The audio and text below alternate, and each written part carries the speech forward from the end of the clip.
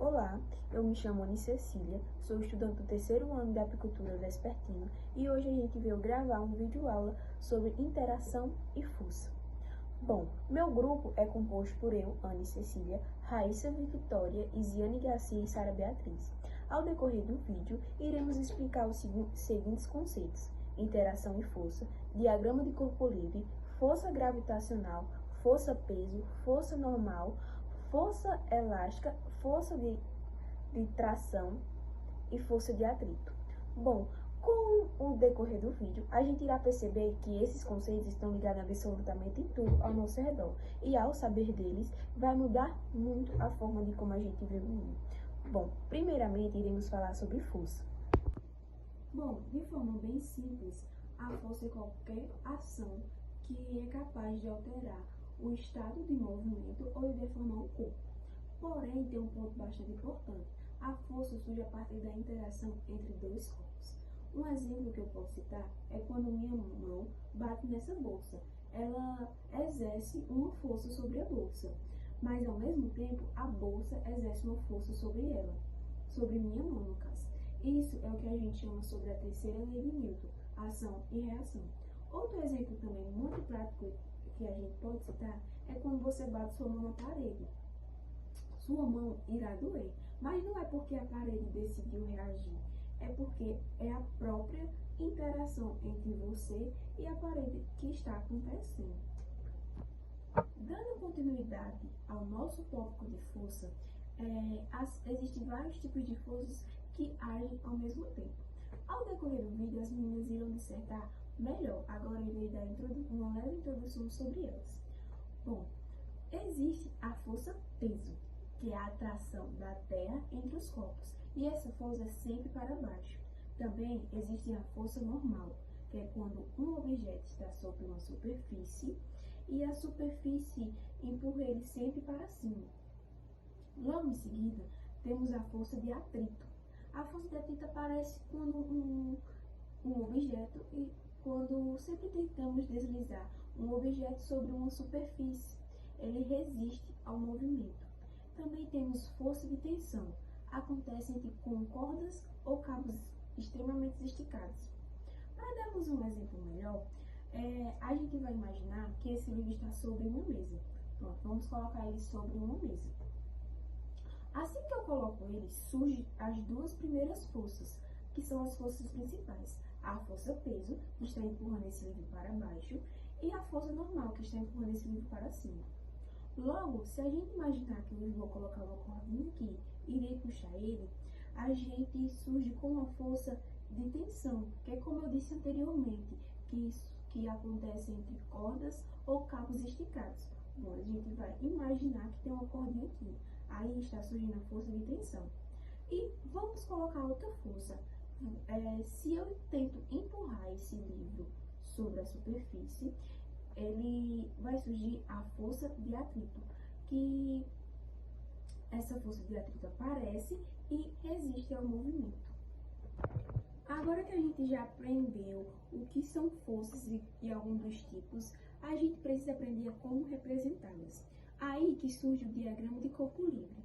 Mas o que é o diagrama de corpo livre? Ele é um desenho bem simples que mostra as forças que atuam sobre um corpo. É como se fosse uma fotografia dessas interações. Mas é importante lembrar um conceito que aparece no diagrama de corpo livre, que é o vetor. Mas o que seria vetor? Vetor é uma grandeza que é representada por setas. Essas setas têm três importantes funções, que é a direção. Ela é para saber se a força é horizontal, vertical ou inclinada do ponto. O sentido, para saber se a seta aponta para frente, para trás, para cima, para baixo, enfim. E o modo, ou seja, a intensidade da força. A gente irá saber a intensidade da força a partir do tamanho dessa seta, a partir do tamanho do vetor. Porém, temos um ponto.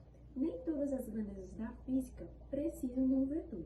Por exemplo, a massa de um corpo pode ser representada por um número, mas as grandezas como deslocamento, velocidade e força precisam de um vetor.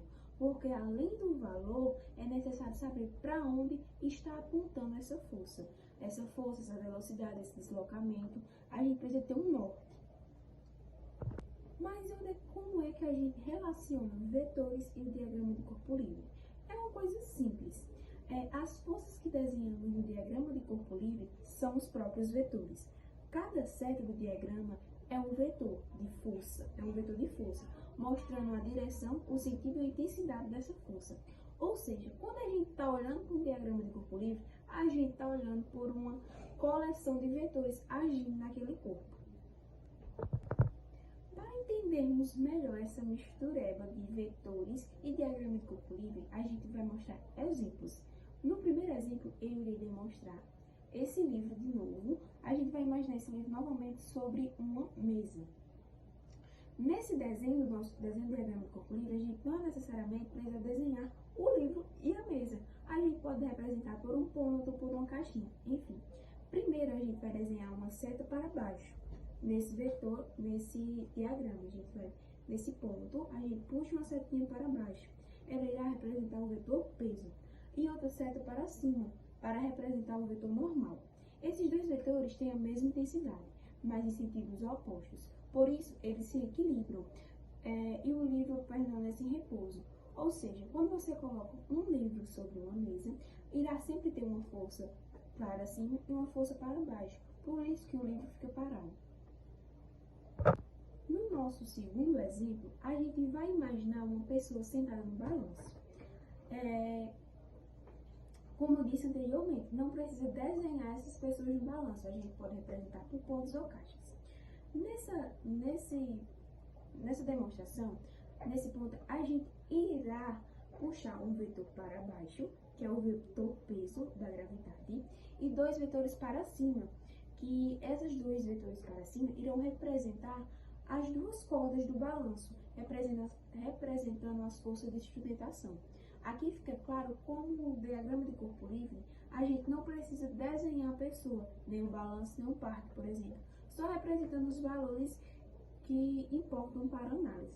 Se a pessoa está parada, a soma desses vetores está em equilíbrio, é igual ao livro sobre a mesa. O livro está parado, as duas forças que a gente disse anteriormente do livro estavam em equilíbrio.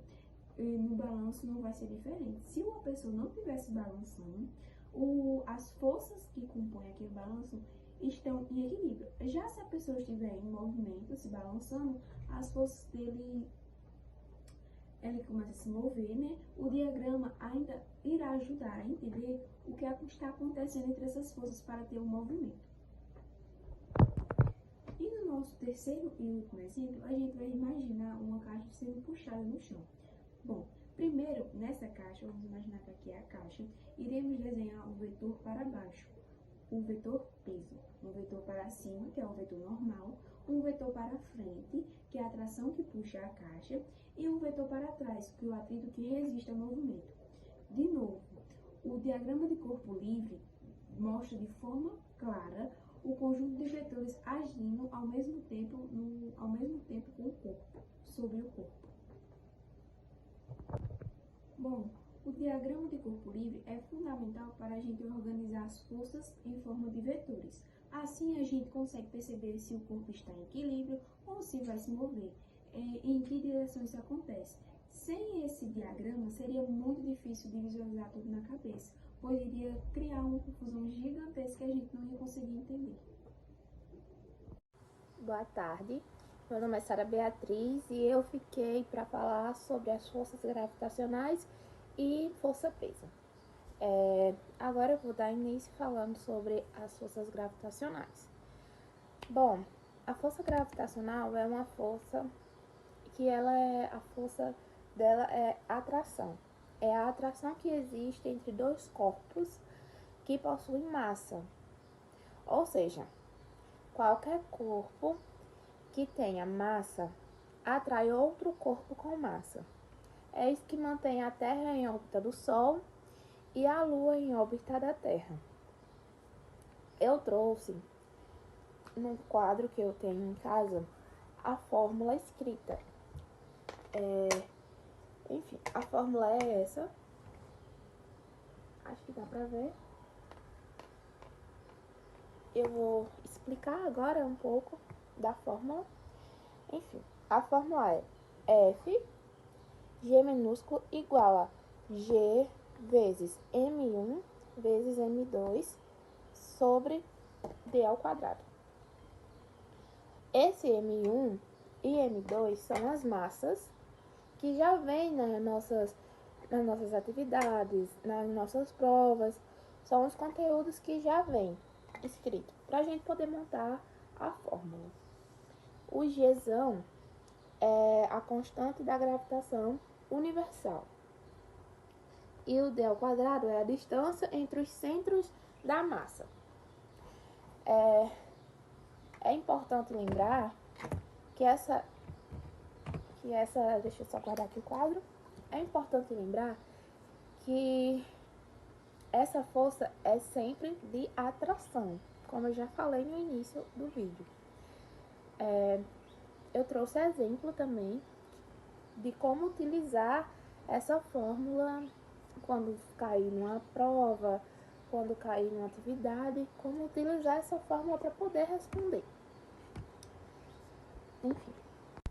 Bom, eu vou trazer agora um exemplo prático que eu peguei de um site de concursos que eu pesquisei bastante para poder mostrar como vem as questões e como colocar na fórmula.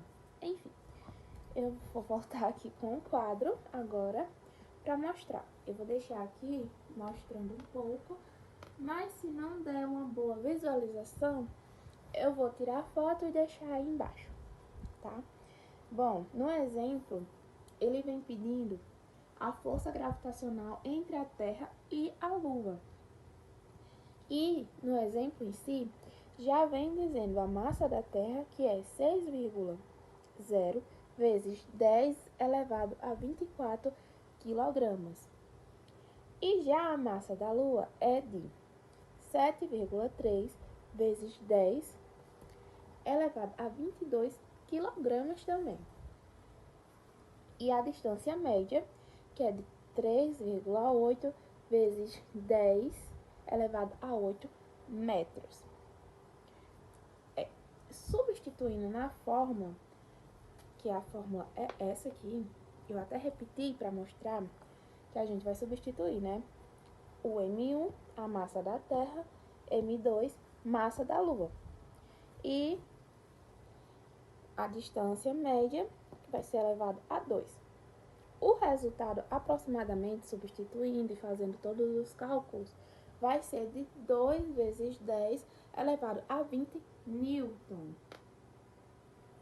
Esse é um exemplo que pode cair numa prova, pode cair numa atividade, enfim. E é assim que a gente formula, substituindo na fórmula todos aqueles números que vêm. Enfim, agora eu vou mostrar alguns exemplos também de forças gravitacionais, para finalizar a força gravitacional e a gente ir para a força-peso. Bom, eu falei que eu ia citar os exemplos de força gravitacional, e eu já citei um, na verdade, que é a atração da Terra e a Lua, e eu posso também citar outro, que é um exemplo bem do dia a dia, que é se quando a gente solta uma maçã, ela cai no chão, porque a Terra, ela exerce uma força gravitacional sobre ela, puxando-a para o centro do planeta Terra. Não só a maçã, como qualquer coisa. Por exemplo, a garrafa. Se eu soltar, ela vai para o centro da Terra também, porque a Terra exerce uma força que acaba puxando para baixo, para o centro do planeta. Agora vamos dar continuidade para falar sobre a força-peso. Bom, agora vamos falar sobre a força-peso. Com certeza, você ou alguém já se perguntou por que tudo cai em direção ao chão. Seja uma caneta, uma bola ou até mesmo nosso corpo. Pois é, a responsável por isso é a força-peso. Uma força fundamental no nosso dia a dia. A força-peso é a força que a Terra exerce sobre qualquer corpo, puxando-o para o seu centro. Essa força está diretamente ligada à gravidade. Por isso, ambas são tão parecidas. Porque também quando eu falei sobre a gravidade, a gente também estava falando sobre, por exemplo, eu dei o exemplo, né, que se a gente pegar uma maçã, ela vai cair diretamente para o chão. A diferença entre a força peso e a força gravitacional é que a força peso é diretamente relacionada a uma força que a Terra exerce. E a força gravitacional já é uma atração. A diferença é essa. A força peso, ela exerce uma força, a Terra exerce uma força, e na gravitacional ela exerce uma atração. Bom, agora eu vou trazer a fórmula, e mais uma vez eu vou trazer a fórmula mostrando no quadro, porque eu acho mais prático e também mais fácil de demonstrar como é a fórmula, porque só eu falando, às vezes não é tão legal. Enfim, a fórmula é essa, P igual a M vezes G. É uma fórmula bem simples, onde o P é o peso, claro, que é igual a M de massa do corpo, vezes G, que é a aceleração da gravidade. Na Terra, usamos G minúsculo, que é igual, esse G aqui, ele vai ser igual a 9,8 metros por segundo quadrado. Esse Gzinho aqui, ele vai ser 9,8 metros por segundo quadrado. Agora, dito isso, eu vou trazer um exemplo de como utilizar, do jeito que eu fiz com a força gravitacional, como utilizar se cair alguma questão sobre força-peso em alguma prova e atividade. Como utilizar, como formular, enfim. Eu vou trazer também esse exemplo. Bom, agora voltando com o quadro de novo para mostrar o exemplo. O exemplo é esse, mais uma vez, exemplo pegado de concursos, enfim. O exemplo é esse, espero que tenha dado para ver. Se não, mais uma vez, vou deixar uma fotozinha embaixo. O exemplo pede, imagina uma pessoa de 60 quilos. Imagina uma pessoa de 60 quilos. O peso dela será, bom, aqui a gente vai utilizar aquela fórmula que eu acabei de mostrar e substituir pelos números que vem dizendo. Bom, a gente pode o P, que é de peso, igual a 60, que é do quilo da pessoa, 60 quilos da pessoa, vezes o 9,8, porque como eu falei, o 9,8 é daquele Gzinho lá da fórmula da gravidade, e que vai dar igual a 588 newton. Ou seja, a Terra puxa essa pessoa para baixo com uma força de 588 newtons. Enfim, a força-peso, ela está em toda parte. Seja quando a gente solta um objeto e ele cai porque a força-peso o atrai. O motivo de ficarmos no chão firme é exatamente o peso agindo sobre nós. Um astronauta na Lua, por exemplo, tem a mesma massa, mas o peso é bem menor, já que a gravidade lá é mais fraca. Então, resumindo, a força-peso é a atração da Terra sobre os corpos, dada pela fórmula que eu falei, que é P igual a M vezes G. Ela explica desde a queda dos objetos até nosso próprio movimento aqui no planeta Terra. E resumindo, as duas forças que eu fiquei, só para não ficar tão confuso, eu tentei explicar no início, mas se não der para entender, vou tentar explicar de novo. A força gravitacional, geralmente, existe entre qualquer dois corpos. E a força-peso é específica, é a força gravitacional que a Terra exerce sobre os corpos próximos à sua superfície. Obrigada. Oi pessoal, meu nome é Raíssa e hoje vamos falar sobre força normal, que é uma das forças mais importantes em física e está presente em quase todas as situações em que um objeto está em contato com uma superfície. Bom, vamos falar agora sobre a definição. Força normal é a força que a superfície faz sobre um corpo. Bom, e segundo a lei de Newton, ela é uma reação ao peso ou à força que um corpo exerce sobre o chão. Ela é sempre perpendicular à superfície, como nos exemplos que eu vou mostrar agora. Bom, nesse primeiro exemplo, eu trouxe uma caixa em cima de uma mesa. Como eu já tinha dito anteriormente, a força normal, ela é sempre perpendicular à superfície. Então, ela vai empurrar a caixa para cima, força normal, enquanto o peso vai puxar a caixa para baixo, para o núcleo da Terra. E quando se nota, ó, ela é perpendicular à superfície. Outro exemplo é de uma pessoa caminhando, né? O chão empurra a pessoa para cima com a mesma intensidade que a Terra puxa para baixo. Bom, e nesses casos que o corpo está em repouso no chão, sem outras forças verticais, a normal é igual ao peso, ou seja, N vai ser igual a P. Bom, e agora eu vou mostrar para vocês exemplos, né, utilizando a fórmula. Bom, usando o exemplo da caixa, supondo que essa caixa tenha 10 quilos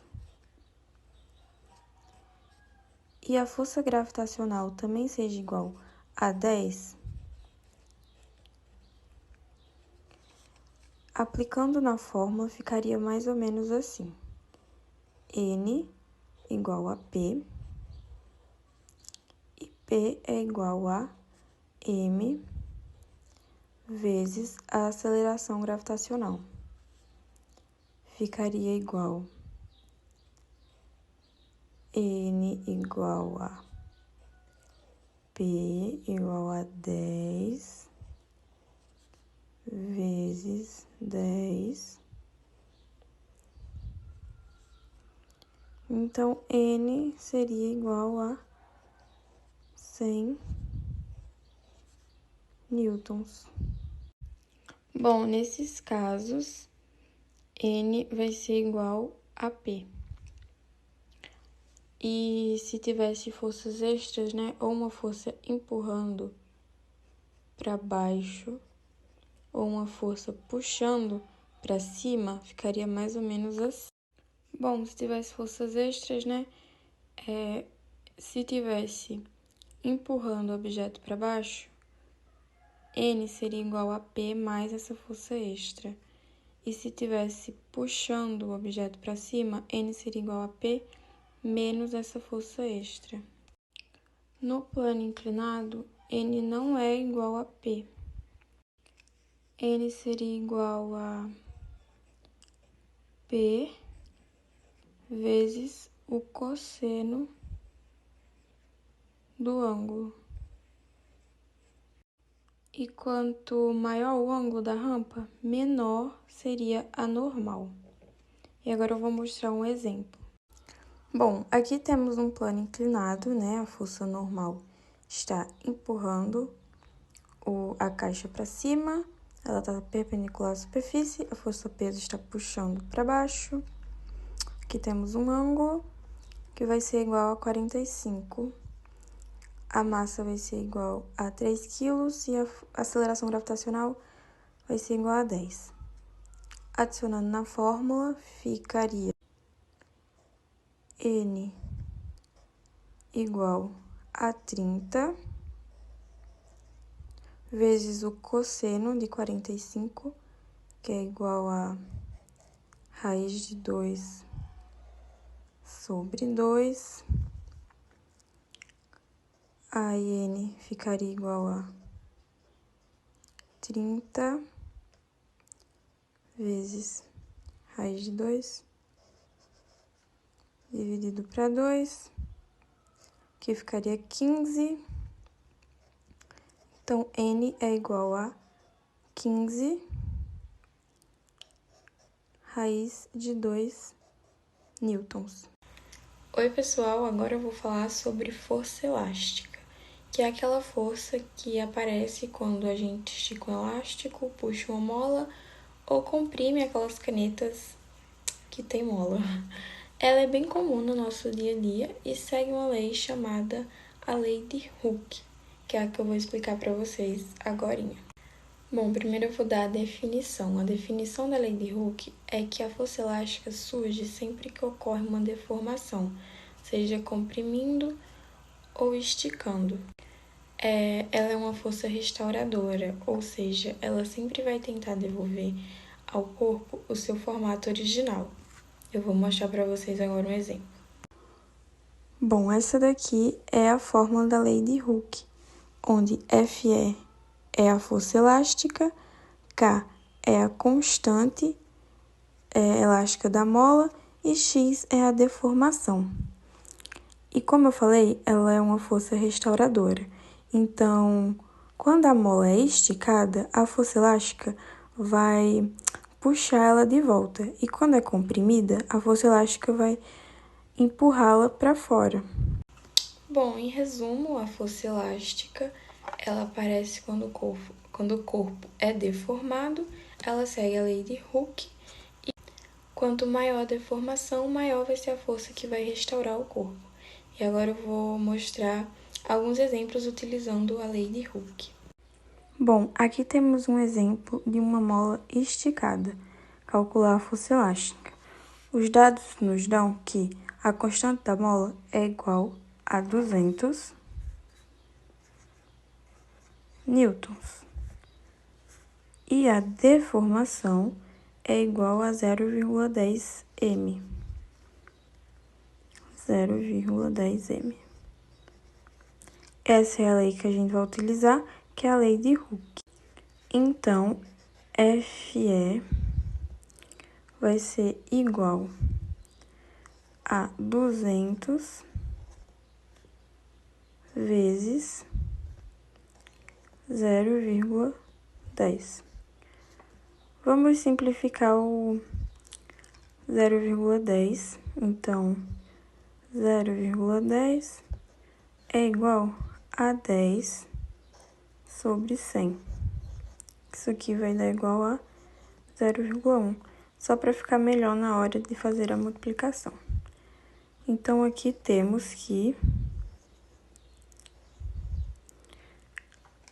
a constante vezes a deformação vai ser igual a 20.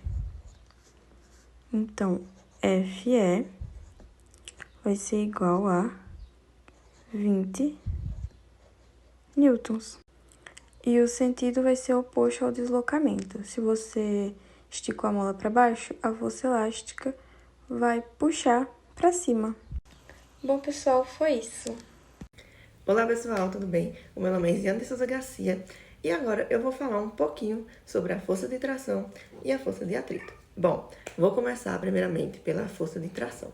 A força de tração, ela costuma estar bem presente no nosso dia a dia e às vezes a gente nem percebe. Bom, a força de tração é uma força transmitida por um fio, corda, corrente ou um cabo quando está sendo sustentado ou puxado por algum objeto. Bom, algumas características da força de tração é que ela sempre vai atuar ao longo da corda. Ela vai ter a mesma intensidade em toda a corda e ela vai puxar o corpo para a posição onde o fio está. Bom, na física, a gente representa a força de tração como qualquer outra força, no caso, como um vetor. Como eu já falei anteriormente, esse vetor ele vai apontar ao longo da corda e puxar o objeto em direção ao fio. Bom, e na física, a gente representa a força de tração como qualquer outra força, como um vetor. Bom, e na física, a gente representa a força de tração como qualquer outra força, com um vetor. Como eu já falei, esse vetor aponta ao longo da corda e puxa o objeto para a direção em que o fio está. Por exemplo, quando uma caixa sendo puxada por uma corda. O vetor tração aponta o objeto para o lado da corda. E, por exemplo, se duas pessoas estiverem puxando essa caixa, só que em lados opostos, uma pessoa estiver puxando a corda desse lado e outra pessoa estiver puxando a corda desse outro, eles vão sentir a tração agindo contra ela. Bom, e é aqui que vale lembrar sobre a terceira lei de Newton, que é que toda ação gera uma reação. Então, se você puxa a corda também vai estar ali puxando na mesma intensidade. Bom, e sobre o cálculo da força de tração, ela não vai ter uma fórmula única porque ela vai depender do sistema, mas ela é sempre determinada sendo aplicada na segunda lei de Newton, que é o famoso F vezes M vezes A. Como vocês podem ver aqui, ó, é essa formulazinha. Bom, mas nós temos alguns exemplos comuns para provar que ela não tem uma fórmula única, então ela vai depender do sistema. Por exemplo, um elevador que está preso em um movimento uniforme. A tração do cabo vai ser igual ao peso do elevador. Porém, se ela acelera para cima ou para baixo, essa tração vai mudar. E também uma caixa puxada no chão com a corda horizontal. A tração precisa superar a força de atrito para mover a caixa. Ou seja, calcular a tração sempre envolve analisar as forças do sistema e aplicá-las na lei de Newton. Bom, agora eu vou dar mais alguns exemplos do nosso dia a dia para vocês conseguirem entender melhor. Bom, o elevador, eu já falei bastante dele aqui, é quando os cabos de aços que estão presos, eles sustentam todo o peso da cabine e todo o peso dos passageiros que estão dentro do elevador. Por isso que é bem importante se atentar, porque todo elevador tem, né, um aviso de limite máximo de peso dentro dele. Então, é bem bastante a gente se atentar para não ocorrer nenhum probleminha. Também temos as correntes de bicicleta. A corrente da bicicleta, ela vai transmitir a força de tração da pedalada para a roda traseira. Então, tipo, para você conseguir ali andar na bicicleta, é necessário que há uma força de tração entre a sua pedalada entre a sua pedalada e a corrente para transmitir para a roda traseira, para que a bicicleta consiga andar naquela velocidade que você está pedalando e tudo mais. Bom, pessoal, agora eu vou mostrar um experimento bem simples que você pode fazer em casa para você conseguir visualizar sobre a força de tração. Bom, você vai precisar de uma garrafa e de um fio de barbante, como esse daqui que eu fiz. Bom, a garrafa precisa estar com algum peso, tá? E ao você segurar aqui, ó, na pontinha do barbante e soltar a garrafa, você vai ver que este barbante, ele fica todo esticado, o que significa que a força que está puxando essa garrafa para baixo é o peso dela. E a força que o barbante está fazendo para cima, nesse caso aqui, ficando esticado, é a tração entre esses dois objetos. E se por acaso o barbante ele arrebentar quando você segurar assim, significa que ele não suportou, que a tração não suportou o peso da garrafa. Então, é por isso, igual eu falei anteriormente, que no caso do elevador, é sempre bom, né, se atentar sobre o limite máximo de peso que vem dizendo lá, para não acontecer de algum cabo de aço estourar e você ficar preso no elevador. Bom, pessoal, então a explicação sobre a força de tração foi isso. E a importância de compreender a força de tração está desde os princípios físicos e também sobre as coisas que utilizamos no dia a dia e às vezes a gente não entende por que aquilo está acontecendo. Então foi isso, espero que vocês tenham gostado. Oi, pessoal, agora eu vou dar continuidade à aula falando sobre a força de atrito.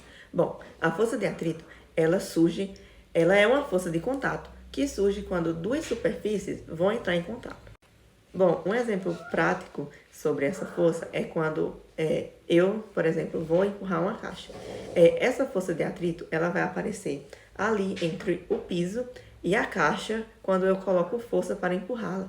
Essa força vai resistir ao deslizamento da caixa sobre o piso. Bom, e com isso nós temos dois tipos de atrito. Eu vou falar agora sobre o atrito estático. Esse atrito, ele age quando a superfície ela ainda está parada, quando ela ainda não se mexeu. Ele vai impedir justamente isso, que ela se mexa. Por exemplo, se eu vou empurrar um sofá grande, bem pesado. essa força estática vai iniciar ali. No início, quando eu colocar a minha força para empurrar esse sofá, eu não vou conseguir mexê-lo logo de cara. Ele vai ficar parado enquanto eu vou colocar força. Isso acontece porque esse atrito estático, ele vai estar equilibrando a minha força com o peso do sofá. E quanto mais força eu colocar, quanto mais eu empurrar, o atrito ele vai aumentando e vai chegar no seu valor máximo. Bom, e agora eu vou mostrar para vocês a fórmula desse atrito estático. Bom, e como vocês podem ver, aqui está a fórmula do atrito máximo. Bom, a fórmula é dada por F, atrito estático máximo, igual a essa siglazinha aqui, vezes M. Bom, esse daqui representa o coeficiente do atrito estático, que depende da superfície de contato. E o N, ele vai representar a força normal, que é a reação do piso sobre esse objeto. Bom, e a partir dessa formulazinha que eu acabei de mostrar a vocês, a gente consegue calcular esse atrito. Bom, e quando a nossa força ultrapassar o atrito estático, é aí que o objeto vai se mexer. No caso, quando a minha força ultrapassar esse atrito, é aí onde eu vou conseguir mover esse sofá de lugar, tirar ele do canto e colocar para outro. Bom, pessoal, agora eu vou falar sobre o atrito cinético. O atrito cinético já é diferente do atrito estático. O atrito cinético já é quando o objeto ele está em movimento. Bom, e o atrito cinético, ele é menor do que o atrito estático. Então, é bem mais difícil colocar um objeto em movimento do que mantê-lo em movimento. Por exemplo, no exemplo anterior que eu dei sobre o do sofá, é bem mais difícil eu conseguir mexê-lo de minha força, ultrapassar o atrito para conseguir mover o sofá, do que após eu conseguir fazer isso e sair movendo para um canto e outro. E isso porque após eu conseguir movê-lo para um canto e outro, só vai haver o atrito cinético entre a minha força e o objeto. Bom, e agora eu vou mostrar também a formulazinha usada no atrito cinético. E ela não é muito diferente da fórmula do atrito estático. Na verdade, elas são bem iguais. Bom, como vocês podem ver, esta daqui é a fórmula do atrito cinético. E olhando para a fórmula do atrito estático, elas não têm nenhuma diferença. A única diferença é que nessa sigla Azinha aqui, a gente vai colocar a letrinha C, representando o coeficiente do atrito cinético. Mas no restante não muda nada. Bom, e tem alguns fatores que influenciam no atrito. Por exemplo, o tipo de piso. Se for aquele piso emborrachado que normalmente está presente no chão de academia, vai ter bem mais atrito. Diferente de, por exemplo, um gelo no gelo. Não vai ter pouquíssimo atrito entre eles dois. Bom, e sobre a força normal, quanto maior a força que pressiona a superfície entre a outra, maior vai ser o atrito. Por exemplo, um caminhão que carrega coisas. O atrito desse caminhão com o chão vai ser bem maior do que um carrinho leve, um carrinho que está indo só pessoas.